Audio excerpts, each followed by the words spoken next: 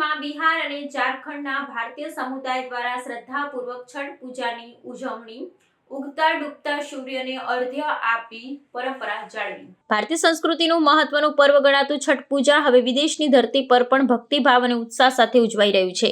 United કિંગડમની રાજધાની London ખાતે બિહાર, ઝારખંડ અને પૂર્વીય ઉત્તર પ્રદેશમાંથી સ્થાયી થયેલા ભારતીય સમુદાય દ્વારા આ 4 દિવસીય મહાપર્વની પરંપરાગત રીતે ઉજવણી કરવામાં આવી હતી।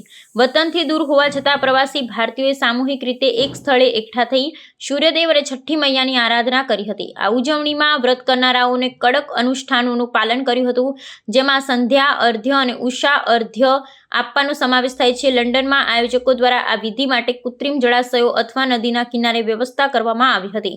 આ ઉત્સવ દ્વારા પ્રવાસી ભારતીય સમુદાયે પોતાની ધાર્મિક પરંપરાઓ અને સાંસ્કૃતિક વારસાને જીવંત રાખવાનો પ્રયાસ કર્યો છે। બ્રિટનની ઠંડીની પરવા કર્યા વિના મોટી સંખ્યામાં શ્રદ્ધાળુઓ આયોજનમાં જોડાયા હતા। લંડનમાં છઠ પૂજાની આ સામૂહિક ઉજવણી વૈશ્વિક સ્તરે ભારતીય સંસ્કૃતિના વધતા પ્રભાવને દર્શાવે છે।